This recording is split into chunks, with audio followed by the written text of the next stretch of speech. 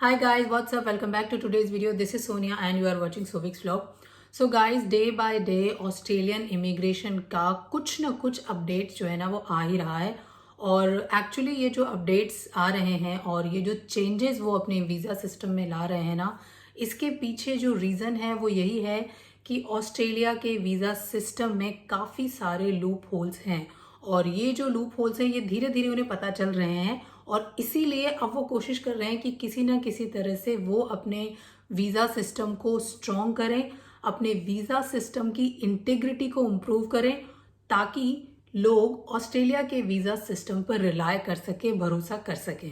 So guys, last month भी Australian immigration के कुछ चेंजेस आए थे और उसके अकॉर्डिंगली उन्होंने फोकस किया था कि जो कॉन्करेंट स्टडी का मिसयूज़ स्टूडेंट्स कर रहे हैं उसे किसी तरह से बंद किया जाए। सो गाइज, कॉन्करेंट स्टडी में क्या होता है कि जो भी आपने मेन कोर्स चूज किया है जिस पर कि आपको स्टूडेंट वीज़ा मिला है, आप अपने उस कोर्स के साथ ही पैरेलली कोई दूसरा भी कोर्स कर सकते हैं।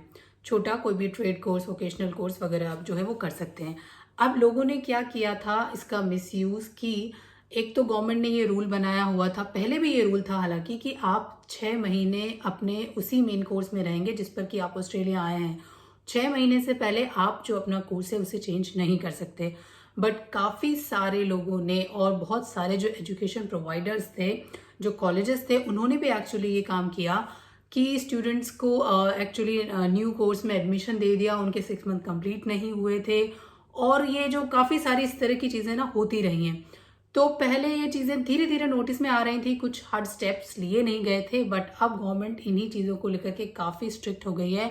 एंड गाइज, अब प्लीज़ आप जिस भी मेन कोर्स के लिए आ रहे हैं ऑस्ट्रेलिया, प्लीज़ अपने कोर्स को कंप्लीट करो। मैं तो यही सजेस्ट करूँगी कि भाई पहले ही अपना कोर्स वाइजली चूज़ करो और फिर आप ऑस्ट्रेलिया आओ।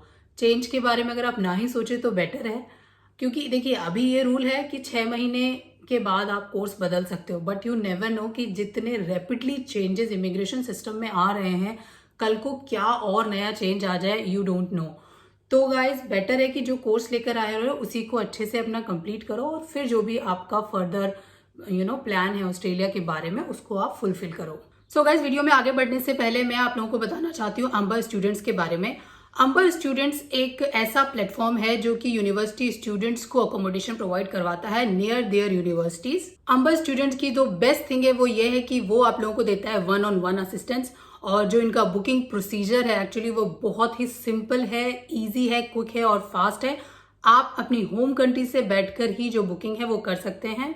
सो गाइज, आप लोगों को जाना है अंबर स्टूडेंट की वेबसाइट पर और जहां पर भी आप लोगों को बुकिंग करानी है, देखिए अंबर स्टूडेंट ऑस्ट्रेलिया की ऑलमोस्ट सभी स्टेट्स में अकोमोडेशन प्रोवाइड करवाता है।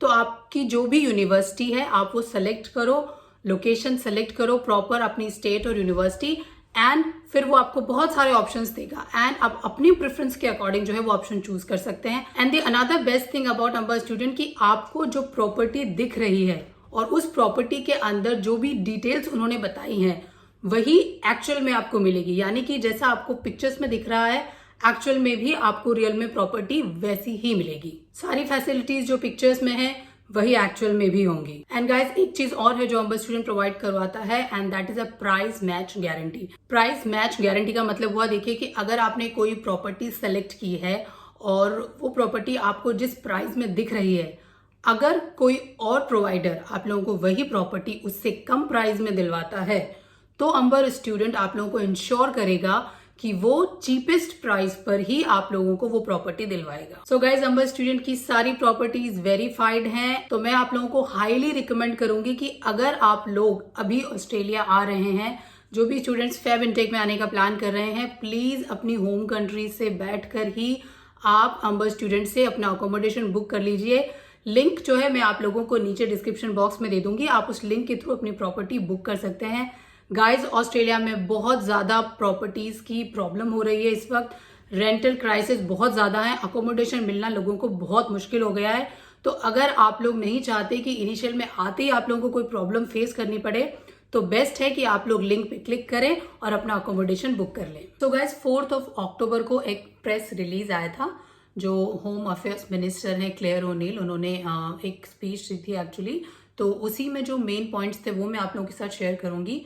तो जो लोग अभी ऑस्ट्रेलिया आने के बारे में सोच रहे हैं, जो लोग फेब इनटेक में ऑस्ट्रेलिया आना चाहते हैं, तो प्लीज़ आप लोग इन पॉइंट्स को अच्छे से ध्यान से सुनिएगा और प्लीज़ टेक केयर कीजिएगा कि आपसे अपनी एप्लीकेशन में कोई भी ऐसी मिस्टेक ना हो जिसकी वजह से जो है आप लोगों का वीज़ा रिजेक्ट हो जाए। तो गाइज, उस प्रेस रिलीज में जो एक पॉइंट था वो ये था कि अब ऑस्ट्रेलियन गवर्नमेंट जो है एक मल्टी एजेंसी फोर्स बनाने वाली है और ये फोर्स जो वीज़ा सिस्टम है उसके साथ पैरेलली काम करेगी। इसका मतलब अब जो भी एप्लीकेशंस होंगी, डॉक्यूमेंटेशन होगा, बस ये समझ लीजिए कि उस पर डबल चेकिंग अब होने वाली है। गवर्नमेंट जो है वो फोकस करेगी कि कितने लोग हैं जो अपने वीज़ा को कंप्लाई करते हैं। इसका मतलब ये कि कितने लोग हैं जो वीज़ा की कंडीशंस को फुलफिल करते हैं। बिकॉज बहुत सारे लोग क्या होता है ना, यहाँ आने के बाद अपनी जो भी वीज़ा कंडीशंस होती हैं उनको फॉलो नहीं करते हैं, ब्रीच करते हैं। जैसे कि अगर आप स्टूडेंट वीज़ा पर आ रहे हैं गाइस, तो आपके लिए एक सबसे बड़ी कंडीशन है और वो ये है कि आपके वर्किंग राइट्स, आप यहाँ पर केवल 24 आवर्स पर वीक या ये कह लीजिए कि 48 आवर्स पर फोर्टनाइटली ही वर्किंग राइट्स आप लोगों को हैं। तो आप जब भी यहाँ पर आते हो और काम करते हो, चाहे आप किसी भी टाइप का काम करो, आप चाहे उबर का काम करो या आप किसी स्टोर में जॉब करो या कोई भी ऑफिस जॉब करो, तो आप लोगों को ये चीज़ ध्यान रखनी है कि 2 कॉन्जिक्यूटिव वीक्स में आप लोगों के आवर्स जो है वो 48 से ऊपर नहीं जाने चाहिए। अगर ऐसा होता है तो वो वीज़ा ब्रीच माना जाएगा।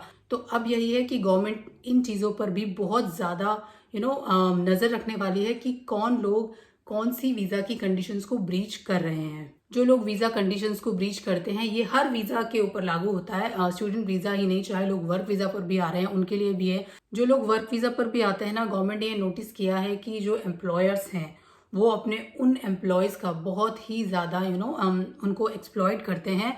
तो गवर्नमेंट यही चाहती है कि उनका जो वीज़ा सिस्टम है वो स्ट्रॉन्ग बने और वीज़ा सिस्टम का किसी भी तरह से मिसयूज ना हो। सो गाइज, बेसिकली अब गवर्नमेंट करने क्या वाली है कि वो पर्टिकुलर किसी इंडिविजुअल के पीछे नहीं भागने वाली है, किसी एक एप्लीकेशन को ट्रैक नहीं करने वाली है। वो क्या करने वाली है कि जो लोग ये जैसे कि एजेंसीज हो गई जिनके थ्रू आप लोग आते हो, कॉलेजेस जिनके में आप एडमिशन लेते हो, वो इन पे ज्यादा जो है ट्रैक करने वाली है। एंड गाइज, गवर्नमेंट ने $27.5 मिलियन का बजट अभी एलोकेट किया है इन्वेस्टिगेशन के लिए to improve the visa system. And जो ऑस्ट्रेलियन बॉर्डर फोर्स है उसे अब बहुत ज़्यादा पावर मिलने वाली है ताकि वो हर एप्लीकेशन पर, हर इंडिविजुअल पर अच्छे से ट्रैक रखे। जो यहाँ की एजेंसी है ओमारा, उसका भी जो स्टाफ है गवर्नमेंट ने वो इंक्रीज कर दिया है, ऑलमोस्ट डबल कर दिया है।